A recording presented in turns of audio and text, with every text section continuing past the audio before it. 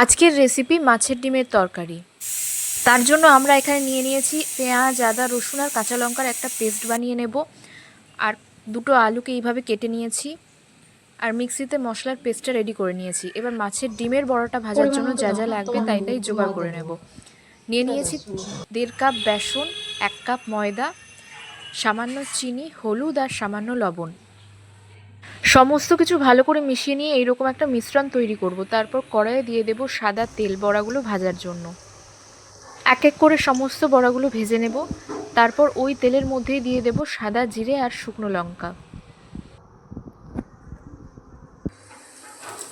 জিরে আর শুকনো লঙ্কা থেকে সুন্দর একটা গন্ধ ছাড়লে দিয়ে দেব কেটে রাখা আলু।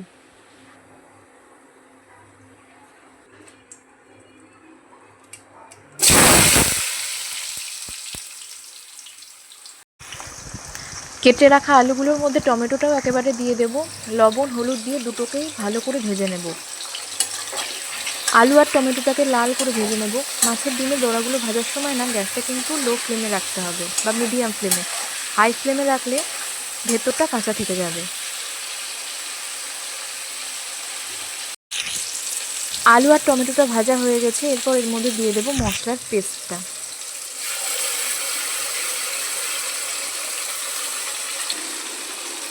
মশলার পেস্টটা দিয়ে ভালো করে কষিয়ে নেব।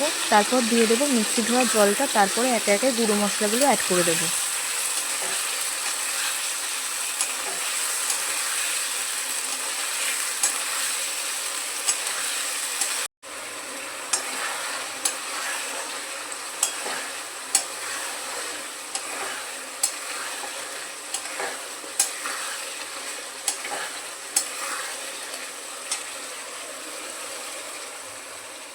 মিক্সির বাটি ধোয়া জলটা দেওয়ার পর এর মধ্যে একে একে গুঁড়ো মশলাগুলো দিয়ে দেব। 1 চা চামচ ধনে গুঁড়ো, 1 চা চামচ জিরে গুঁড়ো, 1 চা চামচ হলুদ গুঁড়ো।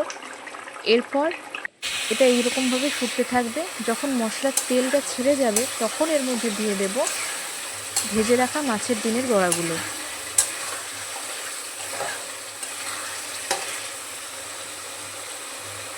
আর কষাতে কষাতে আলুটাও সেদ্ধ হয়ে গেছে, সেটা একবার দেখে নিলাম।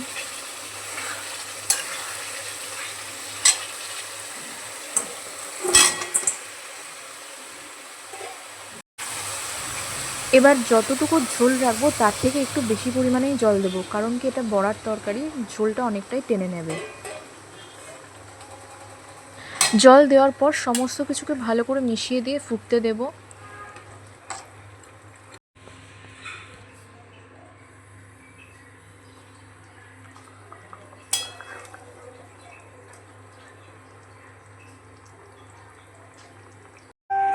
ঝোলটা ফুটতে শুরু করলে এর মধ্যে দিয়ে দেব 1 চা চামচ চিনি, 3 থেকে 4টে চেরা কাঁচা লঙ্কা আর 1 চা চামচ গরম মশলার গুঁড়ো।